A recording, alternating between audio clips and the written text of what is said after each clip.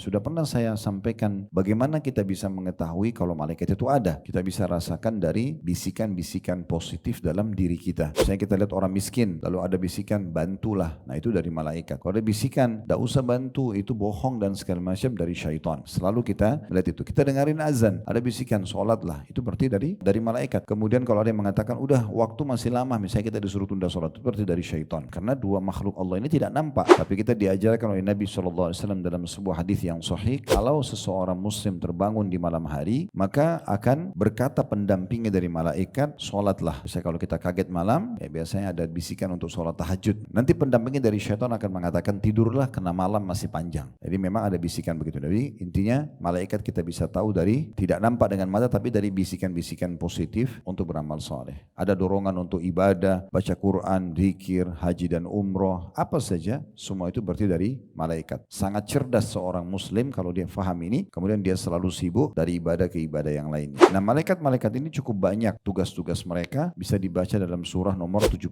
dan 79 di ayat-ayat awalnya, ya itu cukup banyak. Mereka lah yang mengatur pergantian musim, kayak musim dingin, musim hujan, musim panas, musim semi. Mereka yang mengatur populasi manusia, populasi jin, hewan-hewan. Mereka yang mengatur juga tumbuh-tumbuhan, mereka yang merawat lautan, semuanya. Ini semua malaikat-malaikat ditugaskan oleh Allah SWT untuk mengurus urusan dunia ini. Ada yang mencabut ruh, ada yang meniupkan ruh, segala macam. Mereka punya fungsi. Nah ada satu golongan di antara malaikat ini yang Allah khususkan tugasnya hanya itu saja. Mereka mencari majlis zikir. Mereka keliling-keliling hanya nyari. Kalau ada orang kayak majelis ilmu begini, mereka lihat, mereka mampir. Lalu mereka saling panggil, ini ada di sini nih. Di sana mungkin ada orang yang sedang zikir habis sholat. Di sana mungkin ada orang yang sedang baca Quran. Pokoknya semua orang yang sedang duduk berzikir kepada Allah, dan itu tadi sudah dijelaskan oleh Ibnu Hajar, berzikir menyebut nama Allah, subhanallah, alhamdulillah, Allahu Akbar, la ilaha illallah, apa saja zikir-zikir yang sudah jelas warid atau ada di dalam Al-Quran dan Sunnah, atau juga mempelajari tentang halal dan haram, hukum-hukum Allah subhanahu wa ta'ala. Maka itu pasti akan dihadiri oleh malaikat-malaikat ini. Kita tidak nampak, tidak lihat mereka, tapi kita meyakini sebagai rukun iman kita mereka ada dan mereka memang tugasnya untuk itu.